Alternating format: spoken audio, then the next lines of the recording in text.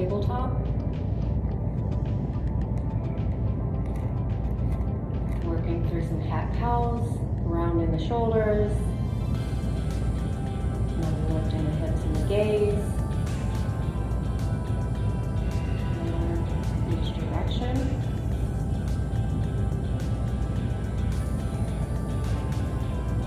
Back to a neutral spine. Tucking your toes, finding down dog. Let's go high.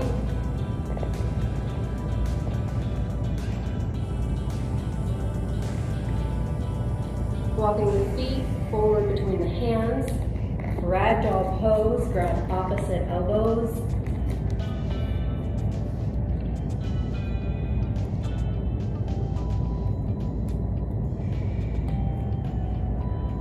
Releasing the arms, forward fold.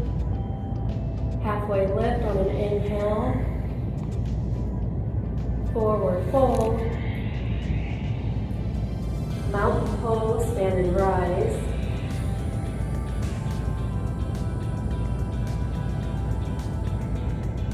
Exhale, forward fold.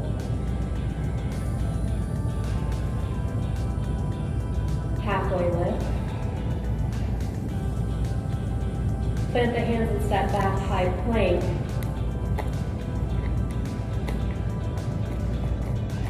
Shift forward, shoulders over wrists. Lower halfway down. Inhale, up dog, pulling the chest forward. Exhale, down dog. Hey guys, Christina here. I'm helping out Verrelle with the yoga aspect of the Akron Run project. So the series we just ran you through is part of the Baron Baptiste power sequence. So what Verrelle and I are going to do now is take each of those poses that we did in that series and really break it down specifically, and Verrelle's going to explain what's happening in the body and how that's really benefiting you as a runner. All right guys, we're going to break down. So Christina, we're just going to start in the child's pose position. So she's going to hinge at her hips as she sits back into her thighs, or her stomach is actually on her thighs, her bottom is right over her heels. If we come up here, we're now looking at her fingers as they spread across the mat. Most times with yogis in general, this will be a little bit off. The thumb will be down still, but they'll have a little pocket space. That's not a centrated hand. The hands need to be spread. You're thinking about these two fingers being spread wide. You want the contact to come across these guys to come here versus that open spot. It puts a lot of pressure on the wrist and actually into the elbow. So in this position, Christina's fingers are nice and spread. Her head is nice and relaxed down to the mat. So if we come through here, you can kind of see that she is pretty neutral here. Now her toes are basically connected. Her thighs or her knees are actually a little bit wider. So she's kind of more into like a V shape, but that's okay. For her, she has pretty good flexibility. Most runners may struggle with this position. So Christina, kind of lift up just a little bit. Yeah, and most people probably can't get their bottom down to their heels. So what you can do at that point, you can use a brick or a block. Some other things you can use is basically a rolled up towel or a cover, a comforter, or something that you can put. So if we put it here, and then now she has something to relax, and his spine stays nice and long. I don't want her really, let's show an arch position. So I don't want that arch is turning these muscles on. The body needs to think long spine. She's also not tucked, so round out to your back. That's a lot of things. So this is more, basically it's too, she's not mobile and flexible through her thoracic spine, which she'll need that. Christina, you can go back down. So yeah, this is child's pose. All right, so now let's go through the transition from child's pose to tabletop. So Verrelle, go ahead and move from child's pose up to tabletop. So lifting the hips off of the heels, shoulders right over top of those wrists, and shoulders are, hands are roughly shoulder width apart. So you'll see also he still has the nice spread fingers and contact on the mat. When we're looking at the spine, it is still a neutral spine, similar to how we were talking about in child's pose. And from our tabletop, we move through some cat and cows, just gaining some more flexibility through our thoracic spine, that mid part of our spine, which is right here. So for a cat pose, you'll push down through your hands like you're pushing the floor away, and that will cause your spine to round, kind of like a scared cat, which is why it's called cat pose. You'll see he's tucking his head, so chin towards chest. And taking a look at what's going on down here, those feet are still nice and relaxed, toes are flat against the mat. So to reverse this for cow, we'll reverse this, so belly button down towards the ground is what you're thinking. That gaze goes up towards the ceiling. The hips will also lift towards the ceiling. Nothing changes with the hands or the feet. So one more time, push the floor away, round that spine for me. A nice rounding in the thoracic here. And then we'll reverse that. Dropping that belly towards the floor, lifting the hips, lifting the gaze, and coming back to that neutral spine. So nice and flat. Hey Christina, could you explain how we move on breath? So our inhales, will those be on a cat or a cow versus an exhale? Can we explain how breath can benefit throughout the yoga positions? Yeah, sure. So breath work is actually one of the most important aspects of yoga. You'll often hear if you're in a yoga studio, it's okay to lose the pose, but don't lose your breath, because the breath is what moves the body. So in a tabletop, you're breathing neutral. For a cat pose, you will be taking an exhale as you're pushing that floor away. So exhale, cat. Inhale would be your cow as you drop everything to the ground and round through the hips and the shoulders. And you would continue that breath sequence. Inhale, push the floor away, round through the spine, and exhale, cat pose, or I'm sorry, cow pose. So yeah, when we are working through yoga, once you become familiar with the poses themselves, you do want to start to really allow the breath to move you through the poses. All right, so from tabletop, we're gonna actually go into a downward dog position. So Christina, after doing her couple rounds of cat-cows, inhale, exhale, we usually move to our downward dog on an exhale. So from this position, I'll show you guys from here. Christina's gonna first tuck her toes. A lot of people don't push off through that first, our big toe. It's our first ray. This is a really good position to actually help mobilize that ray. So if you look here, what we have here is her ray is now extended. Most people can't get extension through here. Christina's really good. So this extension is what we need to push off through our first ray into a downward dog position.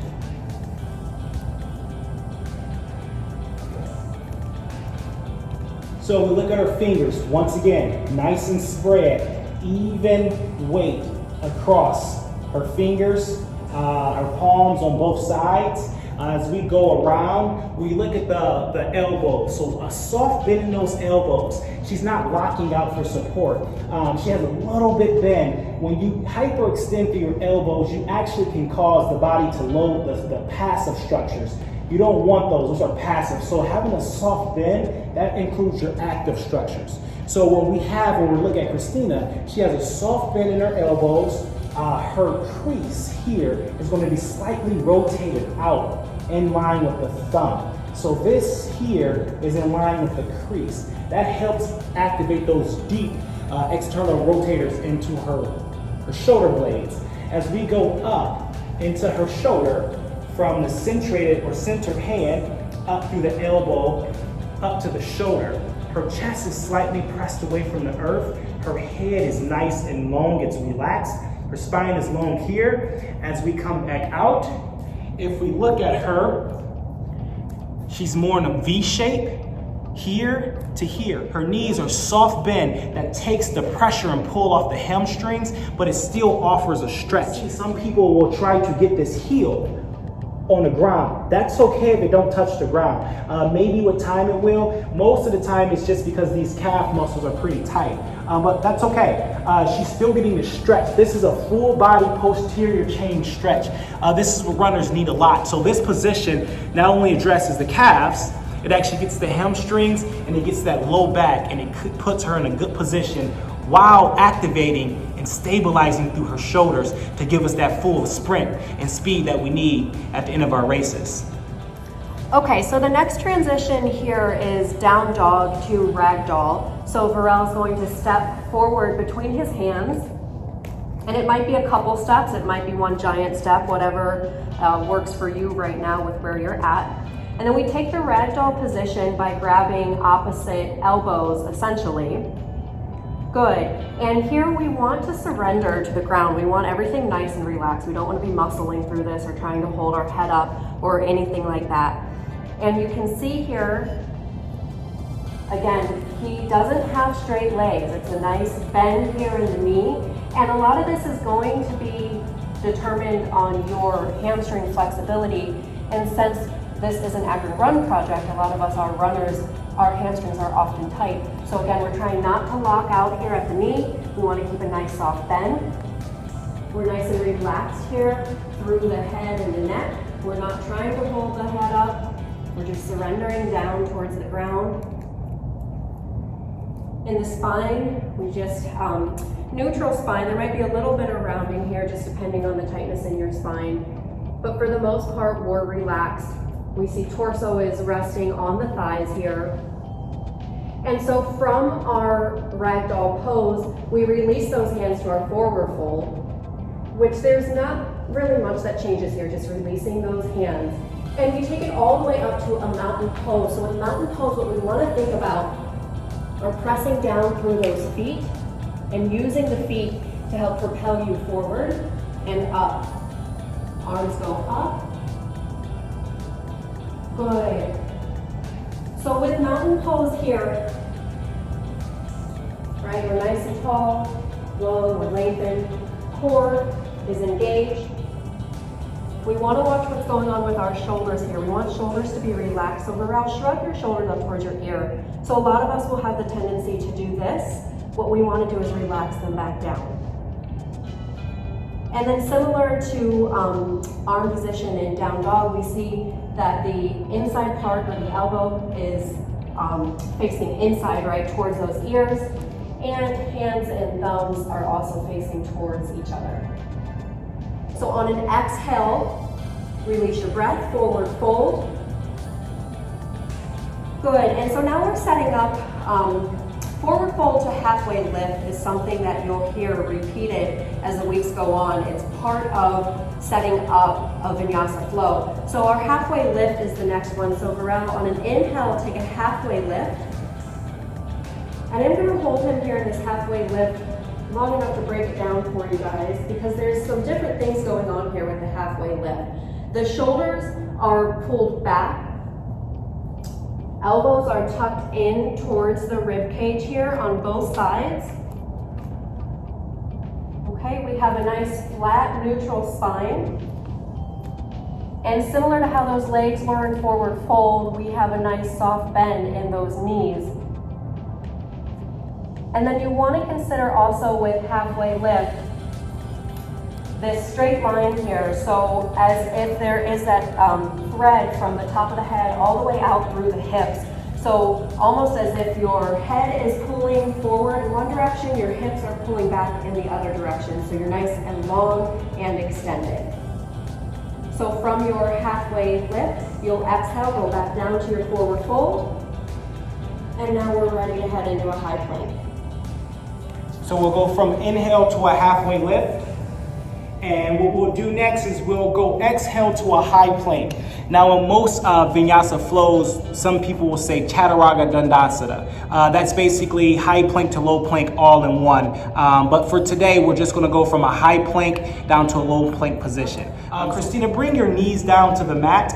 This is another alternative if it's too much on your shoulders, your wrists, your elbow. Bringing down into a position where your knees are on the mat, that's completely fine. You're still getting that benefit of the flow and to actually stabilize this whole body. So we're going to break down each part of how she is holding herself up. Very, very important. So as we start at her fingers, once again, everything is nice and aligned. Soft bend, elbow crease is matching that thumb. Here, up, As we come up the chain, now we're in a position we can look at her back. So when her serratus is a deep muscle in the shoulder blade that offers stability, she needs to try to activate that. So you can see she's actually go back to where you were. She has a little valley here, right? She's kind of zipping in or dipping in. I'm going to give her a cue around her T2, T4 region to press your chest away. Shift forward. Now she's loading more of this wrist. If this is not active, she's actually going to burn her elbow and her wrist out. So we'll go into a low plank position. Same position, her arms are in line with her chest. So from a low plank position, she's going to hold there, soft bend, 90-90. She's not dipped all the way forward. She's still here. Everything is in line. She's going to go up into an upward dog. On an inhale, toes will come under, as you can see here. And then we're going to exhale into a downward dog position. And that is the first of our series that we're going to cover. Okay, so now that you've seen the integration series put together, you've seen it breaking down pose by pose, which we just did, we'll go ahead and put it back together in a vinyasa flow, which is that connected movement and breath. So Christina's going to take us through. Guys, get on your mat now. This is your time to really go through. Once again, we're all different. We all are here to get something out of yoga, either it be flexibility, strength, or stability. So she's going to take us through a flow, and this is something that you can repeat and watch. You can leave us comments like before, and like I said, each week we'll add on and continue to have some fun. All right, so let's get down on our mats and start in that child's pose. I like to take child's pose with those wide knees, so bring your big toes together, make those knees wide enough to sink your hips down, and you have room for your torso and your chest. So you'll lower your torso and your chest in between your knees, forehead down to the mat, fingers spread wide as we cued you when we broke down all of those poses. And from here, since it is our integration series, you just settle in. Try to let go of any expectations, any preconceived thoughts you might have had about yoga, or anything that might have been happening during your day. Just let it go right here. Starting to breathe deeply down into your diaphragm, feeling your rib cage expand.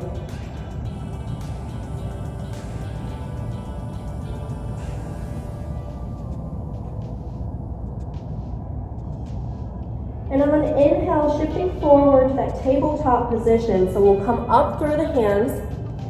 Make sure the shoulders are over top of the wrists. The knees are underneath of the hips. And remember, our toes are relaxed at this point.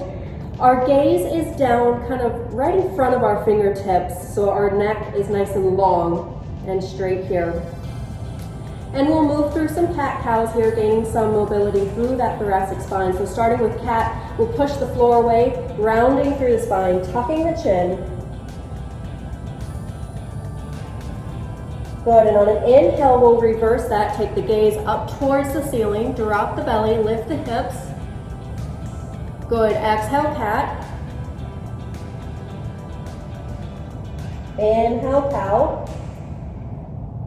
And let's go one more time, both directions. Exhale, push that ground away, tuck the head around the shoulders, and inhale, lift the hips, lift the gaze, drop the belly.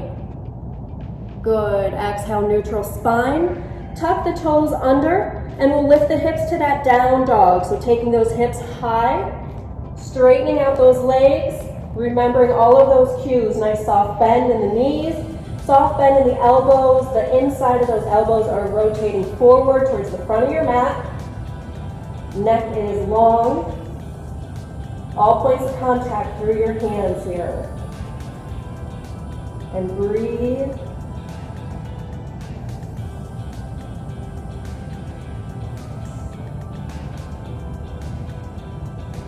With our next breath, stepping forward between the hands. Setting up for our ragdoll pose, so feet are shoulder width apart. We allow that spine just nice and long. We grab opposite elbows here, and we surrender down towards the ground. There's no specific breath pattern here. It's just natural breath moving in and out.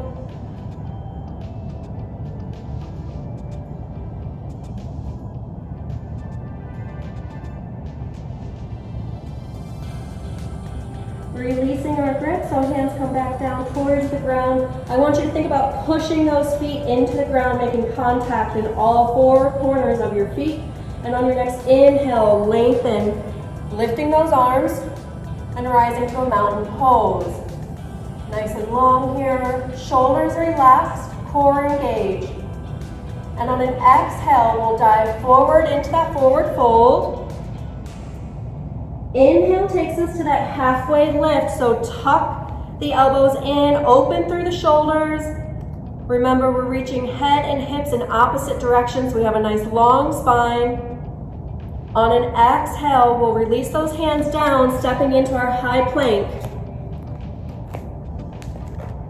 Inhale, shift forward, so shift those shoulders over the wrists. Exhale, come halfway down, elbows in tight. Now untuck those toes, straighten out those arms and find an up dog. Open through the chest. And down dog, hips go high.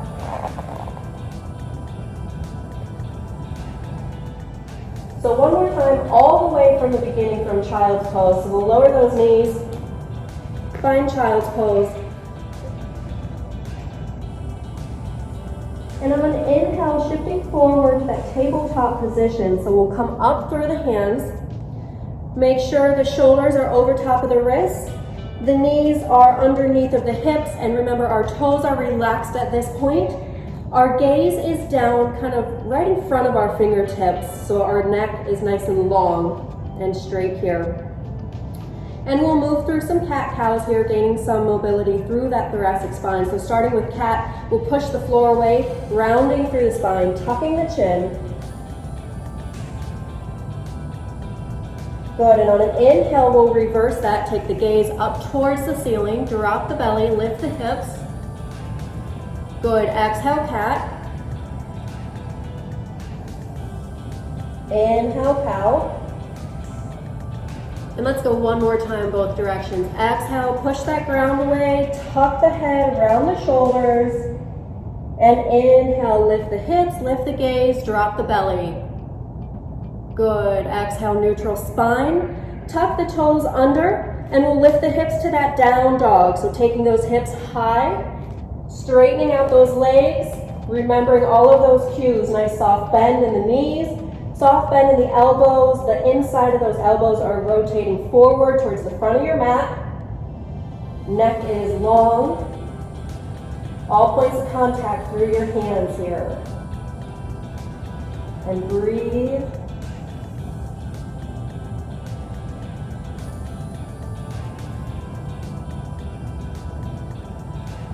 With our next breath, stepping forward between the hands. Setting up for our ragdoll pose, so feet are shoulder width apart.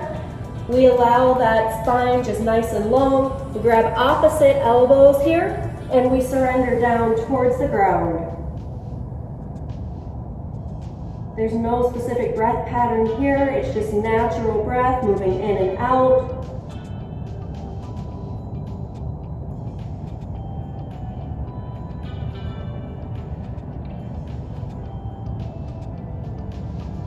Releasing our grip, so hands come back down towards the ground. I want you to think about pushing those feet into the ground, making contact in all four corners of your feet.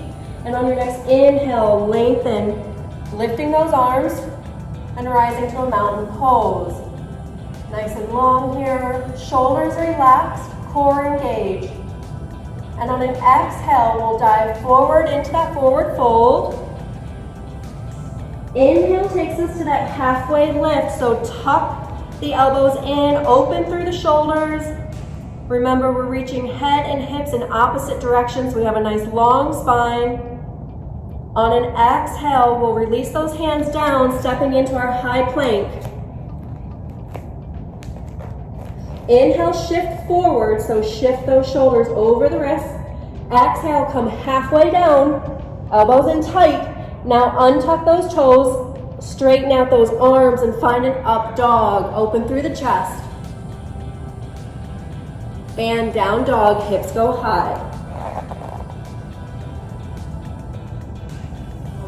So you can rewind this video and keep doing that flow as many times as you want to make it a complete workout.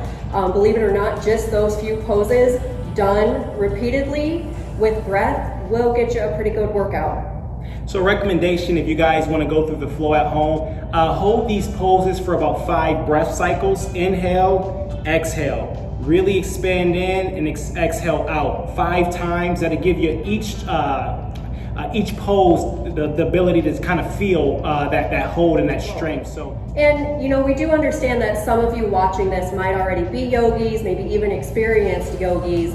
And I know both of us can speak from our own practice. There is something to be said, even as an experienced yogi, to kind of taking a step back, really looking at the poses and breaking them down and slowing them down.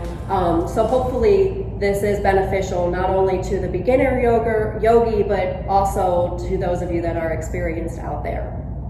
So thanks for watching. If you guys have any questions, feel free to email us. And we'll see you next Friday on your mats.